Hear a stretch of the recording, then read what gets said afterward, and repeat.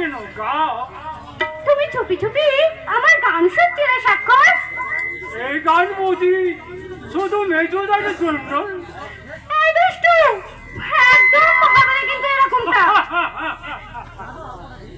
জানো আলপনাদি, সেই দিনে বিয়ের কথা শোনার পর থেকে লজ্জায় মেজোদা বাড়িয়েই এলো না। এইদিকে বড়দা আর বৌদি ঠিক করেছি তোমাদের মেজোদা এলে তোমাদের বিয়েটা ছেড়ে ফেলবে। ওকে বিয়ে করতে আমার বয়েই গেছে। ওকে তুমি চাই বলো না আলপনাদি, ভেতরে কিন্তু একবারে আনন্দে উপচে পড়ছে। দুষ্টু, একদম ভালো লাগছে না কিন্তু। আমি কিন্তু তোমায় বৌদি বলে ডাকবো না। কেন কেন ডাকবে না কেন? আরে সেই প্রথম থেকে আমি তোমায় দিদি বলে এসেছি, আর এখন বৌদি বলবো কেন? আমার তো দিদি নেই, তাই তাই আমি তোমায় দিদি বলে ডাকবো। পাগল ছেলে কোথাকার। ঠিক আছে বাবা, ঠিক আছে, তুমি আমাকে দিদি বলেই রেখো, আর আমি সারা জীবন আমি তোমার দিদি হয়ে থাকবো। জানো আলপনাদি, বড়দার মুখে শুনেছি নাকি আমারও এক দিদি ছিল। দিদির যখন 5 বছর বয়স, তখন একদিন এক সাপুরিয়া আমাদের বাড়িতে সাপ ফেলাতে আসে। সন্ধ্যা হয়ে রাত কাটানোর জন্য সেই সাপুরিয়া আমাদের বাড়ির বৈঠকখানায় আশ্রয় নেয়। সকাল হতে সবাই সেই সাপুরিয়াও নেই, আর আমাদের দিদিও নেই। সেই সাপুরিয়া আমাদের দিদিকে রাতের অন্ধকারে চুরি করে নিয়ে যায়। তারপর তারপর অনেক খুঁজেছি, প্রায় 1 বছর ধরে বহু পরিচিত অপরিচিত জায়গায় সন্ধান করেছি, কিন্তু কোথাও সন্ধান পাইনি সেই সাপুরে। আর আমাদের এই ছোট্ট নীলাঞ্জনাকে সেই দুঃখে মা বাবা দুজনেই অসুখে পড়ে মারা যায়। আর এই দিন হতভাগা আমার বুকে এসে পড়লো। তাই তোকে বলছি রে বোন। তারপর ধীরে ধীরে কেটে গেল প্রায় 12টা বছর। সময়ের তালে পা ফিরে চলতে গিয়ে কবে হয়তো ভুলে গিয়েছিলাম আমার সেই নীলাঞ্জনার কথা। কিন্তু সেই তখনই তোকে হঠাৎ করে পেয়ে আমার যেন মনে হলো 12 বছর আগে হারিয়ে যাওয়া আমার সেই নীলাঞ্জনাকে আবার আমি নতুন করে ফিরে পেলাম।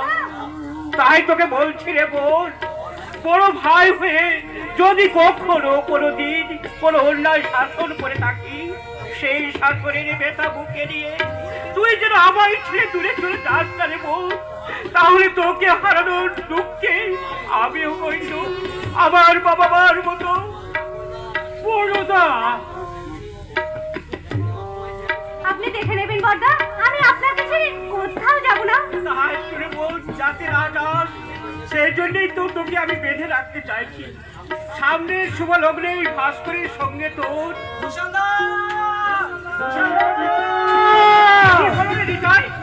হাঁপাচ্ছিস কেন? এই মাত্র দেখে এলাম ভাস্করদা। থামলি কেন? বল বল, কি করেছে আমার ভাস্কর? না ঘোষাদা, সে কথা আমি কিছুতেই বলতে পারবো না। বল নিটা বল, তুই চুপ করে থাকিস না। এই হতভাগিনীর সামনে আমি সে কথা কিছুতেই বলতে পারবো না ঘোষাদা। কেন কেন নিতাইদা, কেন তুমি বলতে পারবে না কেন? কি এমন করেছে ভাস্করদা? এই মাত্র আমি দেখে আসলাম ভাস্করদা তোমাদেরকে না জানিয়ে সে বিয়ে করেছে।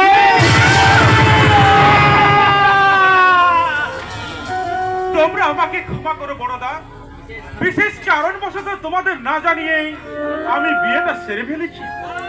অত ভাগা কুলান্দার, আমি না তোর বড়দা না। আবার বিয়ে করার আগে আমার কথা একটিবারও মনে পড়লো না? বড়দা, একটিবারও ভাবলি না তোর দাদা কতখানি আঘাত পাবে, সবার সামনে কত অসম্মান হবে? ওরে হতভাগা, আমি যে আলপনার সঙ্গে তোর বিয়ের সমস্ত ঠিক করেছিলাম। কি বললে বড়দা? ওই আলপনার সঙ্গে তুমি আমার? হ্যাঁ হ্যাঁ, ওই আলপনার সঙ্গে। এবার বল হতভাগা, ওকে আমি কি জবাব দেবো? কোন ভাষায় সান্ত্বনা দেবো ওই অসহায় মেয়েটাকে? বল বল। না, বল, বল। পিয়ালি, এত দূর স্পর্ধা আপনার আমার সামনে দাঁড়িয়ে আমার স্বামীর গায়ে হাত ধরেন কি বললেন? আমি আর ভাস্করের মতো একটা স্কলার ছেলে ওই বড় গায়ের অশিক্ষিত মেয়ে থেকে বিয়ে করবে একথা আপনি আশা করেন কি করে? কি বললে? আর একটা কথা মনে রাখবে, ভাস্কর আগে আপনার ভাই ছিল কিন্তু আজ থেকে ও আমার স্বামী।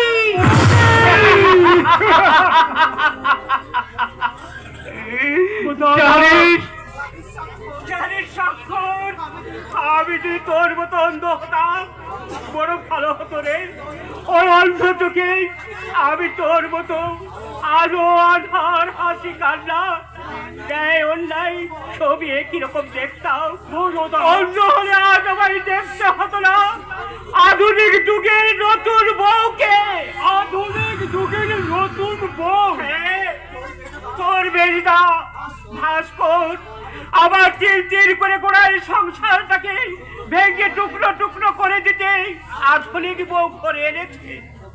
কপালে তার সিঁদুরের পরিবর্তে লাল কাগজের টিপ, চোখে রঙিন যুগের রঙিন চশমা, ঠোঁটে আধুনিকতার লাল রং মেখে ভ্যানিটি ব্যাগ কাজে হিল তোলা জুতো পরে বৌমা এসেছে আমার শান্তির সংসারে ও শান্তির আগুন জ্বালাতে।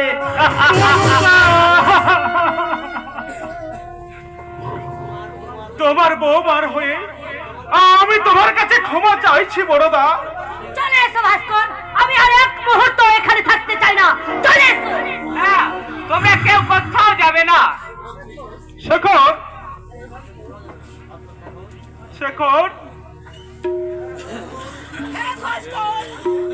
আমি বেঁচে থাকতে তোরা কোথাও যাবি না। বৌদি, বড় বউ, আচ্ছা তুমি কেমন মানুষ গো? অবুঝ শিশু না হয় ভুল করেছে, তাই বলে তাকে এত বড় শাস্তি দিতে আছে? ভাস্কর যদি এবার ছেড়ে চলে যায় তাহলে তোমরা আমার মরা না! না, বড় বউ, না। আমাকে তুমি আমার নিষ্ঠুর ভাবলে কি করে বড় বউ? বড়দা, আজ আমি সংসার অরণ্যে বৃদ্ধ বড় বৃক্ষ আমার শাখা প্রশাখায় কত জানা অজানা পাখি এসে আশ্রয় নেবে, কিন্তু প্রয়োজনের শেষে সেই সমস্ত পাখির দল যদি আশ্রয় দাতার আশ্রয় গানের কথা শুনে দূরে অন্যত্র চলে যায়, তাহলে কি সেই বৃক্ষে অভিমান করা সাজে?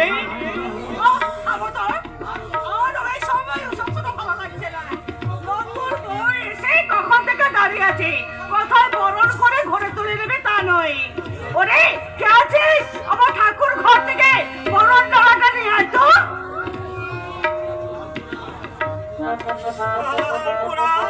তুই বরণ ডালা নিয়ে এসেছিস? কেন ওটা কেন? আপনাকে আর নতুন সম্পর্ক না পেলেও আপনার বোন হিসাবে কি বরণ ডালা আমি সাজিয়ে আনতে পারি না?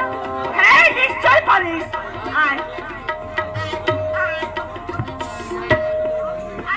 আমি তোকে তো বরণ করিনি। আমাকে তুই বলছো কেন? বড় দিদি তো বোনকে তুই বলেই সম্বোধন করে। আয় তোরা এখানে আয়, তোদের আমি বরণ করে নি। কোথায় বসবো? এই মাটিতে? অসম্ভব। পিয়ালি, তুমি কি কখনো আমায় এই মাটিতে বসতে দেখেছো? এক কাজ করো বৌদি, তুমি না হয় বরণটা দাঁড়িয়ে থেকেই সেরে নাও। কি বলি? আমি দাঁড়িয়ে থেকেই বরণ করবো? হ্যাঁ বড় বউ, আমাদের সময়কার রীতি এখন বদলে গেছে। এটা হচ্ছে আধুনিক যুগ। ওই আধুনিক যুগের মেয়েদের চেয়ারে বসেই বরণ করতে হয়। তুই চুপ করো। আমি বলো এই অবস্থাতে ওদের বরণ করিনি।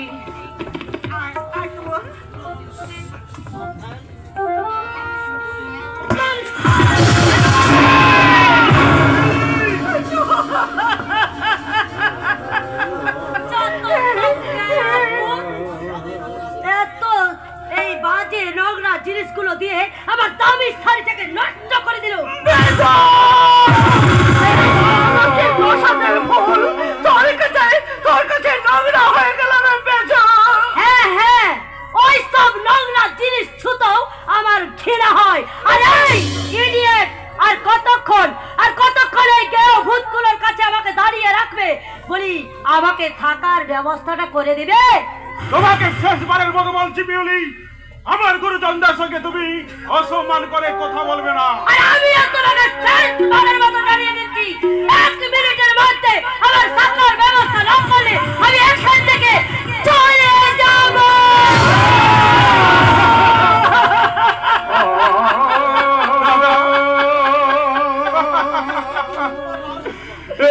আমি কি ভুল করলাম?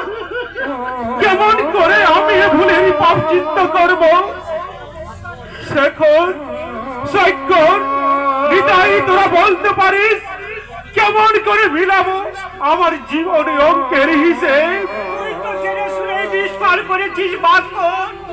বিষের জ্বালা তো তোকে সহ্য করতেই হবে ভাই। আমায় অভিশাপ দাও দাদা, তোমার সাজানো সোনার সংসারে আজ আমি অশান্তির ঝড় এনে দিয়েছি। এই ঝড় তোমার সুন্দর সংসারটাকে জ্বলন্ত চিতায় পরিণত করবে। আমায় তুমি শাস্তি দাও দাদা, আমায় তুমি শাস্তি দাও।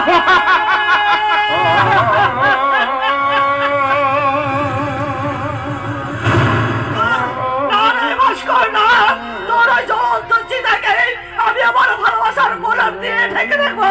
কারণ আমি যে এই সংসারের বড় বউ, তাই বড় বউ হয়ে এই সংসারের আমি কোনোদিনে কোনো ক্ষতি হতে দিতে পারবো না, কোনোদিনে ক্ষতি হতে দিতে পারবো না।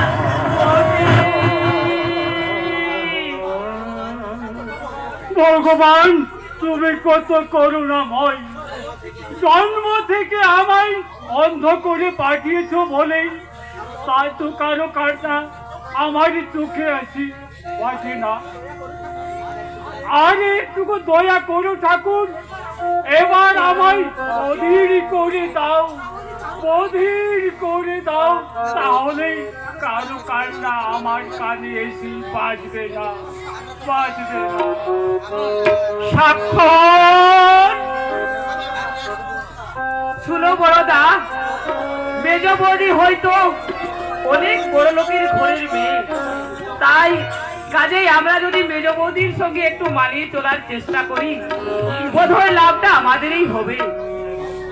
শোন শেখর, আমি তোর বড়দা, আমি তোকে কোলে পিঠে করে মানুষ করেছি, তার প্রতিদান আমি চাইছি না রে ভাই। তার কাছে আমি একটু ভিক্ষা চাইছি, দিবি ভাই? ভিক্ষে বলছো কেন দাদা? তুমি চাইলে আমি আমার ইনকামের সমস্ত টাকা তোমায় দান করে দিই। টাকা নয় রে শেখর, টাকা নয়, আমি তোর কাছে একটু দয়া ভিক্ষা চাইছি। দয়া ভিক্ষা? আলপনাকে আমি কথা দিয়েছিলাম, ওকে আমি এ বাড়ির বউ করে করে তুলবো। আমার সেই কথা রাখতে তুই আলপনাকে গ্রহণ কর ভাই। অসম্ভব শেখর, আমি তোর বড় ভাই হয়ে তোকে আমি অনুরোধ করছি। না বড়দা, তোমার এই অন্যায় আদেশ, তুমি বড় ভাই বলে যা খুশি তাই বলবে, আর আমাদের সেটা মেনে নিতে হবে। না বড়দা না, তা কখনো হতে পারে না। তাছাড়া আমার স্ত্রী হওয়ার কোন যোগ্যতা আছে ওই আলপনার? যোগ্যতার বিচারে ও আমার থেকে অনেক অনেক ছোট। শেখর ভাই, আলপনা খুব ভালো মেয়ে, দেখবে ওকে বিয়ে করলেই তুমি খুব সুখী হবে শেখর ভাই। এতই যদি ধরো তাহলে বিয়েটা তুমিই করে নাও না। ভাই, যোগ্যতার বিচারে আলপনা যেমন তোমার থেকে অনেক ছোট, তেমনি যোগ্যতার বিচারে আমিও তো আলপনার থেকে আরো অনেক ছোট। যেখানে তুমি আলপনাকে মেনে নিতে পারছো না, সেখানে আলপনা আমাকে কিভাবে মেনে নেবে শেখর ভাই? চুপ করো, চুপ করো নিতাইদা, তুমি চুপ করো। আমি সারা জীবন তোমারই থেকে যাবো নিতাইদা, কুমারী থাকবে কেন? একটা যোগ্য ছেলে রেখে নাও, যদি পয়সা লাগে 10-20 হাজার টাকা দেওয়া যাবে। তাহলে তুমিও শুনে যাও শিকার বাবু, তোমার দয়া দাদে এই আলপনার বিয়ে শিয়ানা বাজবে না, বাজবে না, বাজবে না। তুমি হেরে গেলে না পরগোসাল, তোমার আমার জীবনের সমস্ত হিসেব আজ ভুল হয়ে গেল। তুমি চোখ প্রবঞ্চক মিথ্যেবাদী।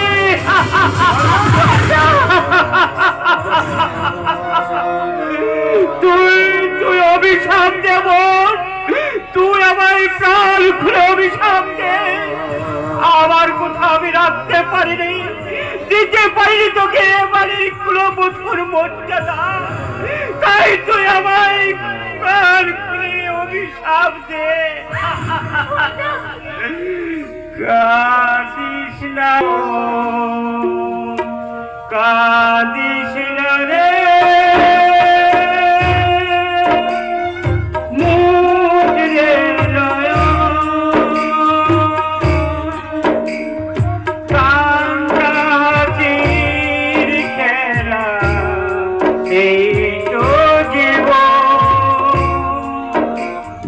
জীবনে যাবা সে তো আসবে আসবে, বুক ভাঙা বেদনা হৃদয় তো ভাসবে।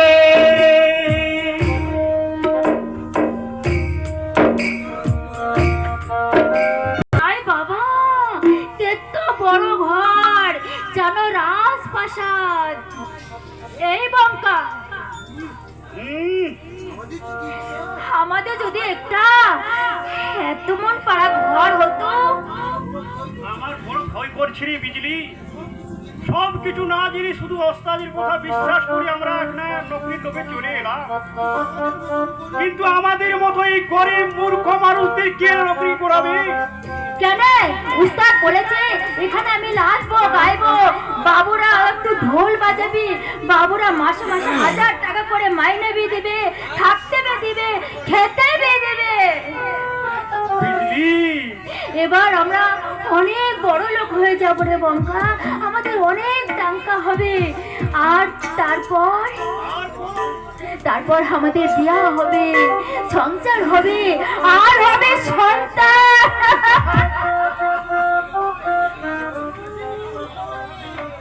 জরুর হবে, সংসার হবে, বাচ্চা भी হবে। এই শালা কুত্তা, তুই আমাদের এখানে ডিস্টার্ব করছিস? আরে নেই, আমি তোদের নকরি পাকা করতে আসিয়েছি। আমরা তোর মতন জানার কাছে নকরি করবো, একথা তোকে কে বলেছে? খাবার চক্রে শালি তুই বহুত খেল দেখিয়েছিস, আমি এখন তোর সব খেল খতম করিয়ে দেব। শয়তানের বাচ্চা, তুই তাহলে আমাদের নকরির লোক দেখিয়ে এখানে নিয়ে এসেছিস? জরুর চাই না নকরি, চাই না তোদের টাকা। চল বাবা চল, আমরা এখান থেকে চলে যাই। বললে কি যাওয়া যায় সুন্দরে?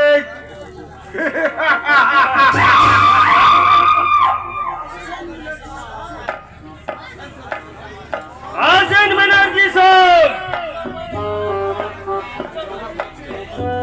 আপনি একদম কারেক্ট টাইমে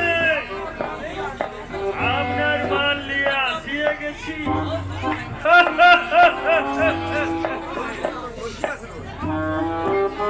সাব্বাস লাল্লু স্যার, সাব্বাস, তুমি আমার মনের মতো খাবার এনে দিয়েছো। কি বলে? সারা দেহ যেন যৌবনের ঢেউ উপচে পড়ছে, সারা শরীরে যেন কোনো মধুর মিষ্টি গন্ধ, ওই মধু লাগা যাবে।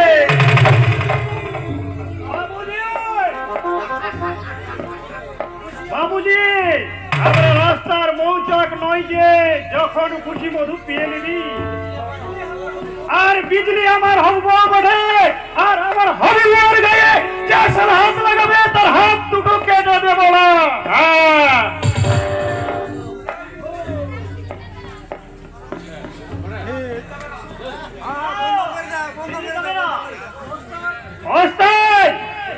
তাহলে আমাদের এখানে নকরির লোভ দেখিয়ে নিয়ে এসেছি? এখানে বাবুদের নাতনিমাদের নকরি করবে, তোর না বসে তুই চলে যা এখান থেকে। হ্যাঁ যাবে, তবে একা নয়, বিজলিকেও সাথে লয়ে আমি যাব। ও এরা মানুষের জানোয়ার জাত বটে, মেয়া মানুষদের এরা খাবার হয়ে কামড় দিতে জানে। তাই এই মানুষ মুখ জানুরদের হাত থেকে আমার বিজলিকে একা ফেলে আমি কোথাও যাবনি। পঙ্কা তোর বিজলি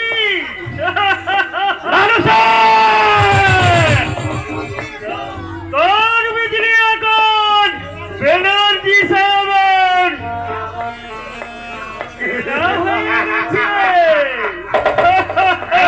সারা লাল সাহেব।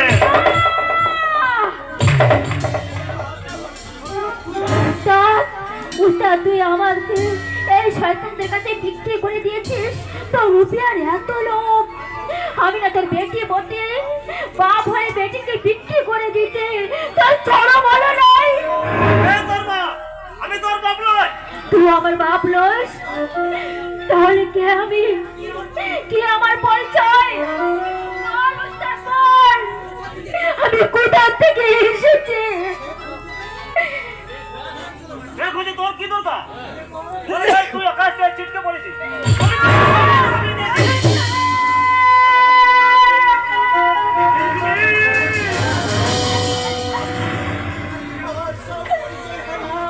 আমার সব পরিচয় হারিয়ে গেল রে বক্কা।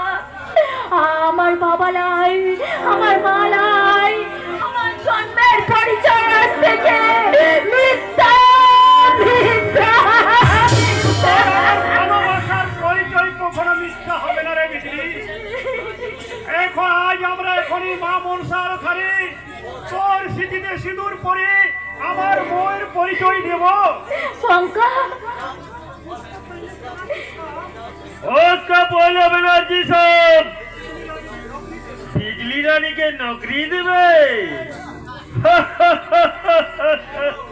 लालू साहेब আমি আমার কামনার পোস্টে ওকে আমি নিউ অ্যাপয়েন্টমেন্ট দেব। আজই আমি দেব তার লজ্জা হরণের ইন্টারভিউ।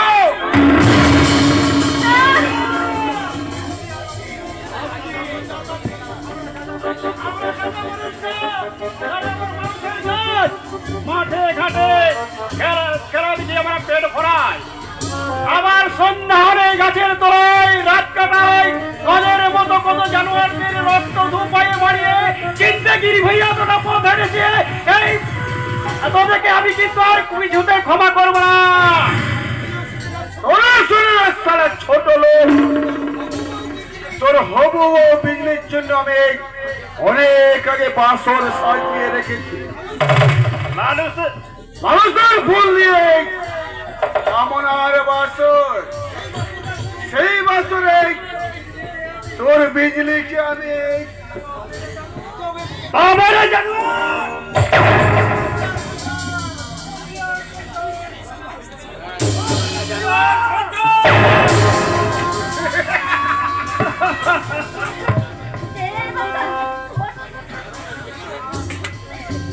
বেরোনি বাবুজি, ওকে তোমরা বেরোনি। বিজলি, তুই যদি পারিস তো এখান থেকে চলে যা, নইলে এরা তোকে। না রে বঙ্কা না, মরতে হলে দুজন একসাথে মরবো, তবু তোকে এখানে ফেলে রেখে আমি যে কোথাও যেতে পারবো না রে বঙ্ক, আমি কোথাও যাবো না। তুই কি করছিস? আমাকে মেরে একেবারে শেষ করে দে। না नहीं कालिया,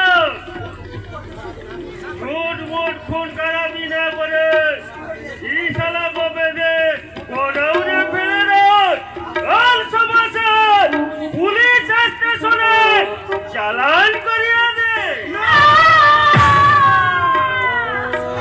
पुलिस स्टेशने जाने आगे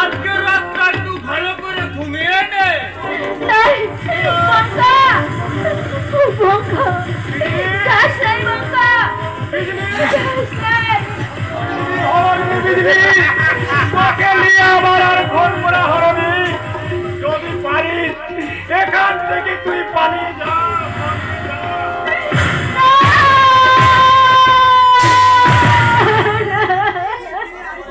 যাস নাই, তুই ফিরে আয় বঙ্কা, ফিরে আয়। আসবো রে বিজলি, আসবো। ভগবান যদি আমায় বাঁচিয়ে রাখে, পর অপমানের বদলার যাবি জরুর আসবো। সেদিন এই সব জানোয়ারদের বুকের রক্ত দুভাই ভরে বাড়িয়ে তোর সব কালিমা ধুয়ে দেবো রে বিজলি, তোর সব কালিমা ধুয়ে দেব বিজলি।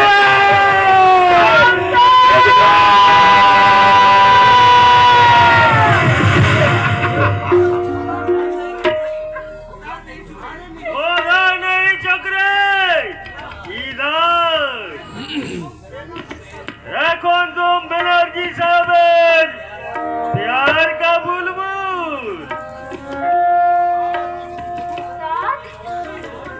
তুই আমাকে জন্ম না দিলেও পেটের মতন মানুষ তো করেছিস। আমি তো বেটি উস্তাদ, আমি তোর বেটি। তুই আমার সরম ধরম বাঁচালে উস্তাদ, আমি তোর পায়ে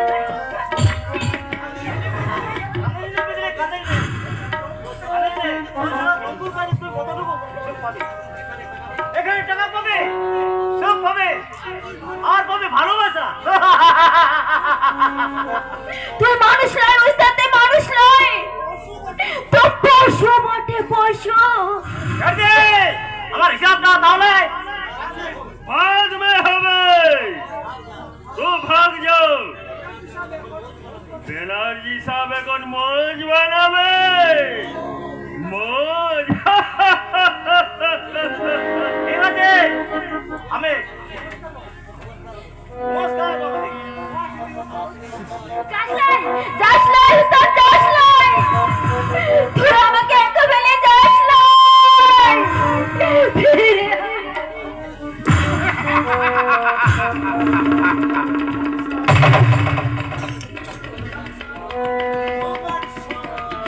তোমার সরম মরম সব কিছু আমি কিনে লেছে সুন্দরী, তাই তো আজ আমি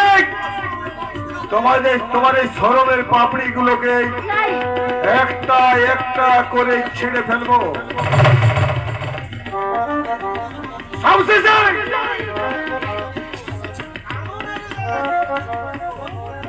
তোমার যৌবনের মৌচাকে আমি কামনার লালা ঝরিয়ে দেব। নাই। সবশেষে তোমার জীবনটাকে আমি ক্ষত বিক্ষত করে দেব।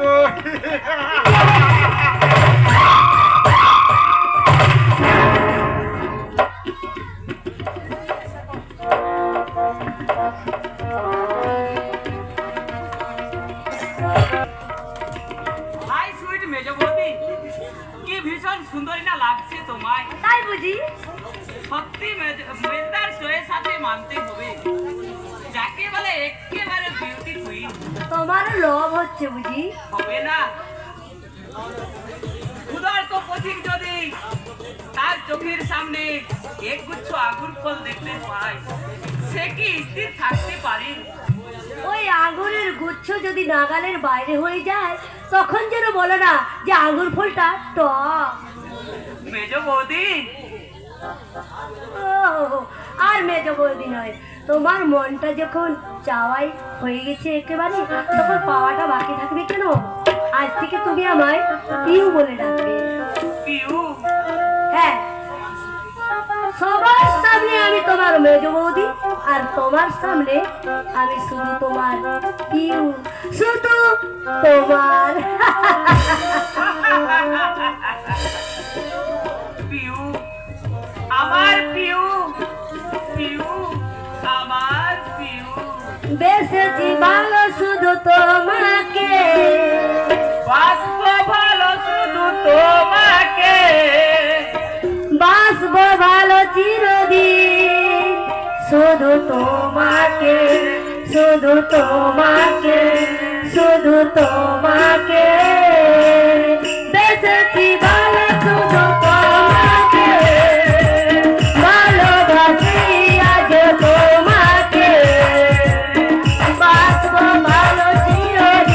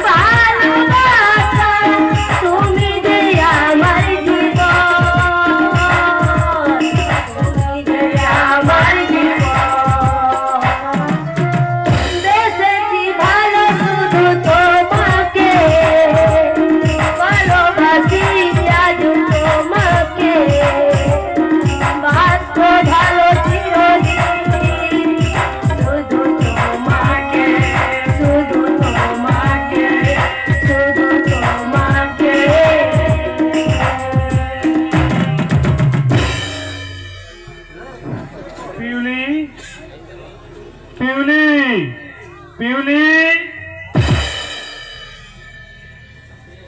কে কে ও মা, তুমি? শেখর, শেখর, এ হচ্ছে আমার দাদা, ইয়ে দাদা মানে, আর দাদা এ হচ্ছে শেখর, আমার হাজবেন্ডের সেজো ভাই। Mister Ghoshal, hello.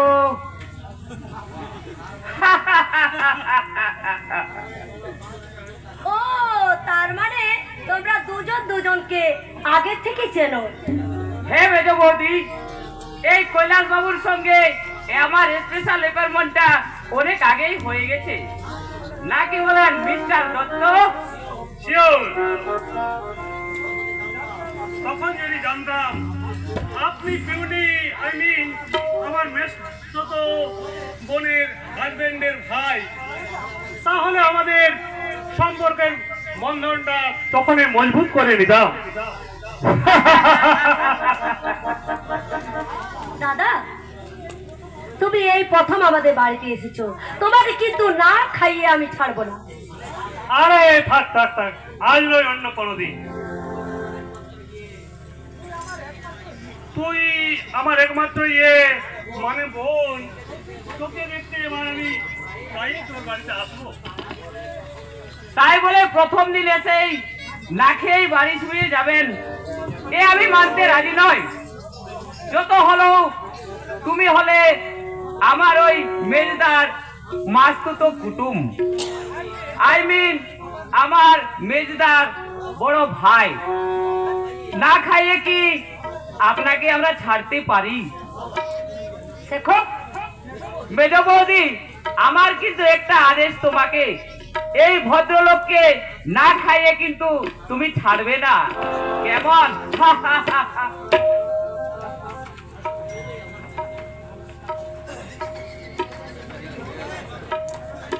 পিউলি, আমার পিউলি, কৈলাস, মাই ডার্লিং, তুমি কেমন আছো পিউলি? আমি ভালো নেই কৈলাস। বিয়ের পর ভাস্কর সম্পূর্ণ পাল্টে গেছে, আমাকে একটুও ভালোবাসে না। আমার চেয়ে তার কাছে তার দাদা বৌদি খুব কাছের আপনজন। আমি জানতাম পিউলি, তোমাকে এইভাবে ভাবতে হবে। আমার জন্য তুমি আর একটু মাস অপেক্ষা করতে পারলে না? হঠাৎ করে ভাস্করকে বিয়ে করে ফেললে। তোমাকে আমি ভাস্করের কি সবগুণ বেশি ভালোবাসি। ভুল করেছি কৈলাস, আমি ভাস্করকে বিয়ে করে মহা ভুল করেছি। তুমি আমাকে এখান থেকে নিয়ে চলো কৈলাস। তা কি সম্ভব? চিন্তা কি? আমি তো প্রায়ই তোমার বাড়ি এখন থেকে আসবো। আর ভাস্করের যে ভালোবাসার শূন্যতা, আমার ভালোবাসা কি পূর্ণ করে দেবো। কিন্তু রোজ তোমাকে আমি পাবো কেমন করে? তাছাড়া ওই বুড়ো বুড়িটা বড্ড সেকেলে, রোজ রোজ আশা নিয়ে কোনো একটা সন্দেহ করতে পারে। সন্দেহ যাতে না করে তার ব্যবস্থা আমি করবো। কেমন করে?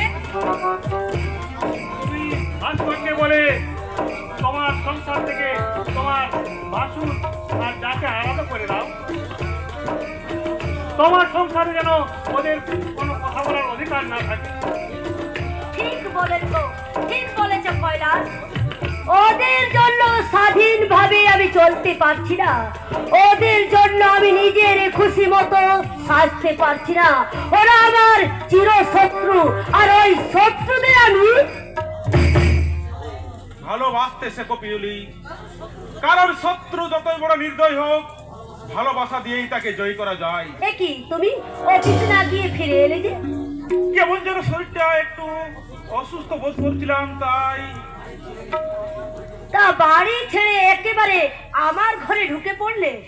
জানো না যে আমার ঘরে ঢুকতে হলে পারমিশন নিয়ে ঢুকতে হয়? পারমিশন? স্বামী স্ত্রীর ঘরে আসবে, তার আবার পারমিশন কিসের? স্ত্রী হলো আমার পার্সোনাল ব্যাপার নিয়ে তোমার মাথা গলানোর কোনো অধিকার তোমার নেই।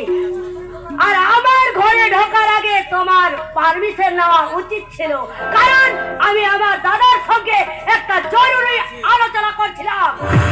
দাদা, ওই ভদ্রলোক তাহলে তোমার দাদা? তা তোমার দাদার সঙ্গে কি এমন জরুরি আলোচনা করছিলে যে আমার অনুমতিতে, বিনা অনুমতিতে আমার প্রবেশ করাই সেই আলোচনায় ব্যাঘাত ঘটলো? কি বললে? তাছাড়া তোমার যে কোনো দাদা ছিল তা তো আমার জানা ছিল না।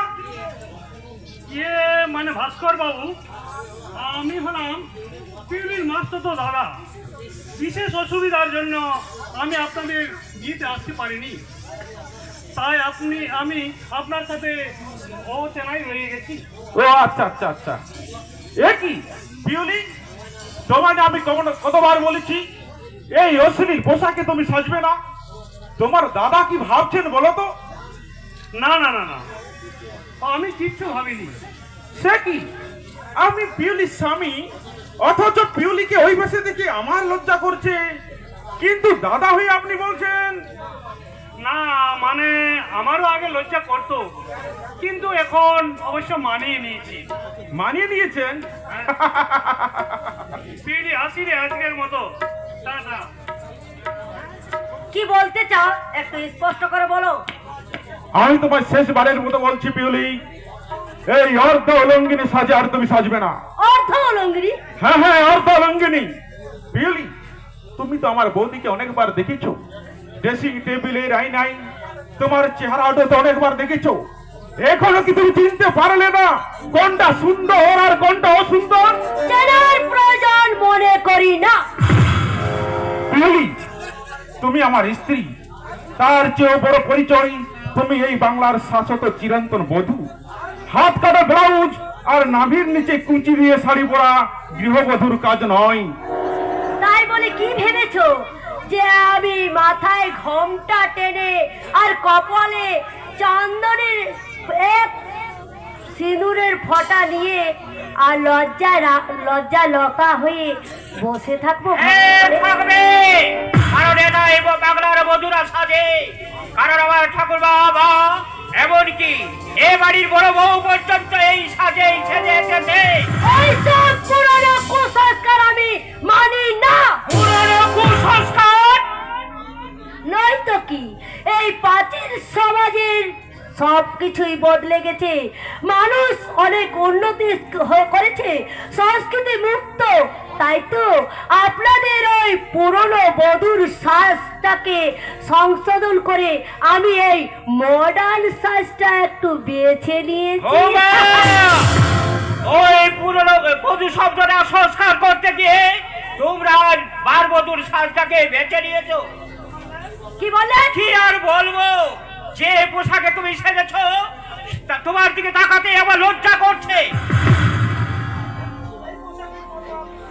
এই পোশাকটার মর্ম আপনি কতটুকু বোঝেন? আপনার পেটে তো আছে খড়ের চাল আর পাঠশালার পুরনো বিদ্যা। মেজ বৌমা, আমার মধ্যে রয়েছে খরচালের পাঠশালার পুরনো পুঁথির বিদ্যা, আর তুমি রাজ অট্টালিকায় আধুনিক শিক্ষায় উচ্চ শিক্ষিতা। কিন্তু এটা বোধহয় তোমার জানা নেই, তোমার আধুনিক শিক্ষার জন্ম কিন্তু ওই খরচালের পাঠশালায়। কারণ কারণ কারণ উচ্চ শিক্ষিত হওয়ার আগে তোমাকে একদিন পড়তে হয়েছিল ওই বর্ণ পরিচয়ের ও আ ক খ। আমার মতো তোমাকে একদিন খড়ি মাটির ছেড়ে মাটি দিয়ে লিখতে হয়েছিল একে চন্দ্র, দুয়ে পক্ষ, তিনে নেত্র। থামবে কেন? বড়দার কথার জবাব দাও। তার আগে তুমি জবাব দাও, আর কত অপমান তুমি আমায় করবে? অপমান? হ্যাঁ হ্যাঁ, অপমান। তো তোমার অনিচ্ছায় তো আমরা বিয়ে করিনি, আমরা দুজনকে ভালোবেসে বিয়ে করেছি। তাহলে কেন তোমার দাদা আমায় কথায় কথায় অসম্মান করবে? আমার কোথায় বোনের কখনো অসম্মান হয় না বৌমা। কে দাদা? আপনি? আমার কাছে দাদা হওয়ার যোগ্যতা আপনার আছে? কি বললে? এখনো আমার কিছুই বলা হয়নি, এবার একটা করে বলবো। তোমরা সবাই শুনবে। শুনো, আজ থেকে তুমি আমাকে এই বাড়ি থেকে আমরা দুজনে আলাদা হয়ে যাব।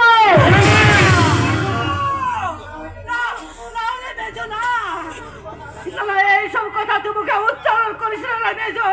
তোর বোন ঠাকুর যে অনেক কষ্ট করে এই সংসার থেকে গড়ে তুলেছে, তুই কোনো কারণে এই সংসার থেকে ভেঙে চুরমার করে দিস না রে বোন, ভেঙে চুরমার করে দিস না।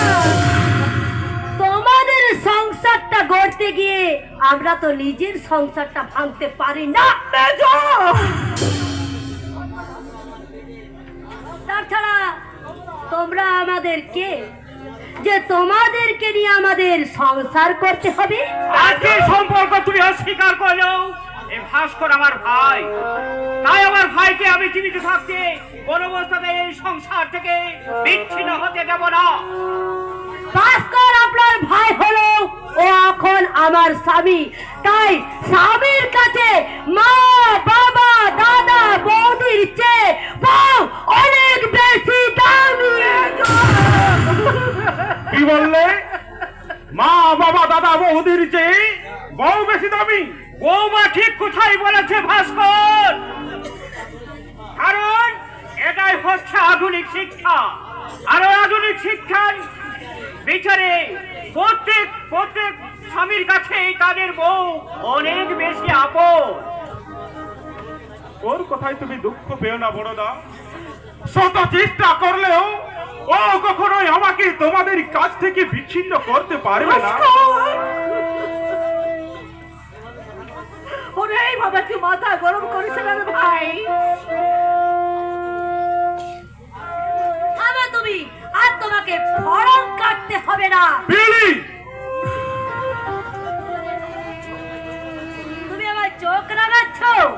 শুধু চোখ রাগানো নয়, এবার আমি আমার আসল কর্তব্য করতে বাধ্য হব। এই মুহূর্তে তুমি দোষ স্বীকার করে ক্ষমা চেয়ে নাও। অসম্ভব! ক্ষমা যদি চাইতেই হয় তাহলে তোমার দাদা আমার কাছে ক্ষমা চাইবে। তুই আমার সামনে এবারে বইয়ের গায়ে হাত তুলে হতভাগা, এ তো নিচে নেমে গেছিস তুই। বল বল হতভাগা। আমার নীলম্বর ঘোষাল, মেজো, কি করলি রে মেজো, কি করলি? তোর ভাসুরের নাম তোমাকে উচ্চারণ করলি? হ্যাঁ হ্যাঁ করলাম। এত বড় আসপর্দা আমার সামনে কিনা আমার স্বামীর গায়ে হাত তোলে।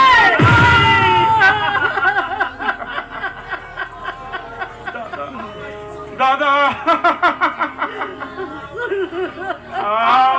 আমায় ক্ষমা করো বৌমা, আমার ভুল হয়ে গেছে। ভাস্কর তোমার স্বামী হওয়ার পর থেকে একটু একটু করে আমাদের কাছ থেকে পর হয়ে গেছে, সেটা আমি স্বপ্ন